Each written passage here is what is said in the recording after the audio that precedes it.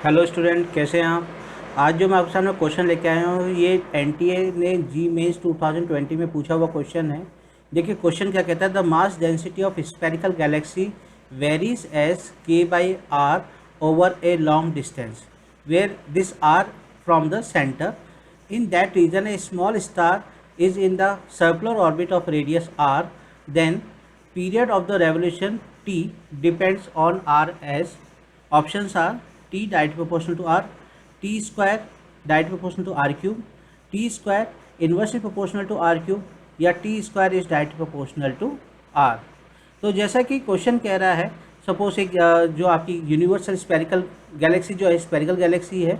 और सपोज उसका सेंटर यहाँ पे हम लोग मान लेते हैं और यहाँ से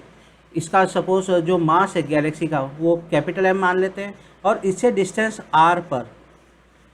एक आपका स्टार रोटेट कर रहा है सर्कुलर ऑर्बिट में जिसका मास है स्मॉल एम और डिस्टेंस है इसकी कैपिटल आर और ये इसके अबाउट में इसके सेंटर के अबाउट में सर्कुलर में ऑर्बिट कर रहा है। अब अगर कोई बॉडी किसी दूसरी बॉडी के रेस्पेक्ट में सर्कुलर ऑर्बिट कर रही है तो ये चीज़ तभी हैपन हो सकती है जब आपका जो ग्रेविटेशनल फोर्स है वो आपके सेंटीमीटर फोर्स के बराबर हो दो बॉडीज़ के बीच का। अब आप जानते हैं जो gravitation force between two body होता है वो होता है F equal to G m1 m2 by R square, where m1 m2 क्या होता है mass of these two bodies होता है और r उनके बीच की डिस्टेंस के इक्वल होता है। तो अगर हम यहाँ से देखें तो ये हो जाएगा g into mass of the आपकी galaxy into mass of the this star over distance between centre of the galaxy and the star का स्क्वायर इक्वल टू, और जो सेंटीपिटल फोर्स यानी कि जो बॉडी सर्कुलर में ऑर्बिट कर रहे हैं उसका सेंटीपिटल फोर्स, तो उसका सेंटीपिटल फोर्स होगा mass of the star into velocity of square over radius of R, radius R from the centre of the galaxy. तो अब यहाँ से पहली बात तो एक आर से एक आर कैंसिल हो जाएगा और जैसा कि आप जानते हैं कि मास क्या होता है, मास आपका होता है वॉल्यूम इंटू डेंसिटी। तो यहाँ से मास ऑफ द जो स्पेयर है जो आपका स्पेरिकल गैलेक्सी है उसका जो मास होगा वो density into volume of the Galaxy होगा। तो जो आपको यहाँ पे डेंसिटी दी हुई है वो दी हुई है के बाय आर और वॉल्यूम जिसका रेडियस आर है तो वॉल्यूम ऑफ द गैलेक्सी हो गया 4/3 पाई कैपिटल आर क्यूब। अच्छा जी, अब अगर आप यहाँ पे इसको उठा के इस कैपिटल एम की जगह पे हम लोग इसको सब्स्टिट्यूट कर देंगे तो ये आपका जी एम की जगह पे K by R into 4/3 pi R cube into small M over capital R equal to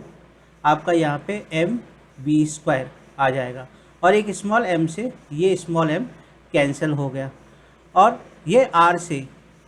इस वाले आर की एक पावर को लेस हो जाएगा, ये आर स्क्वायर यहाँ पे आपका रह जाएगा। तो यहाँ से अगर हम वी स्क्वायर देख रहे हैं तो वी स्क्वायर हमारा क्या आ रहा है, वी स्क्वायर हमारा जो आ रहा है वो आ रहा है 4/3 जी के पाई आर। यहाँ पे हम लोग स्मॉल आर को कैपिटल आर से रिप्लेस कर देंगे तो एक पावर और लेस हो जाती है। तो अगर हम यहाँ देखें तो 4/3 जी के और जो पाई है ये तो कांस्टेंट पार्ट है, ये पूरा का पूरा तो आपका कांस्टेंट पार्ट है, यानी कि जो वी स्क्वायर है वो डायरेक्ट प्रोपोर्शनल टू आर है और V direct proportional to root R है।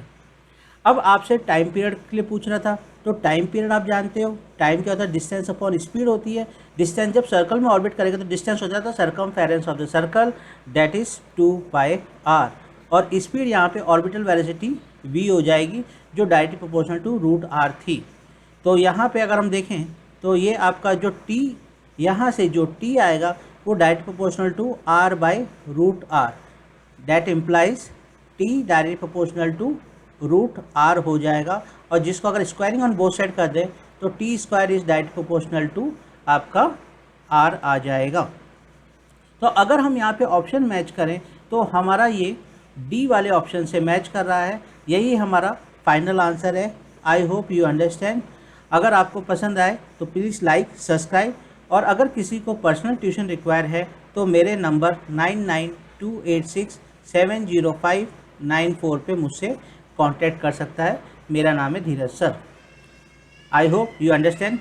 Thank you.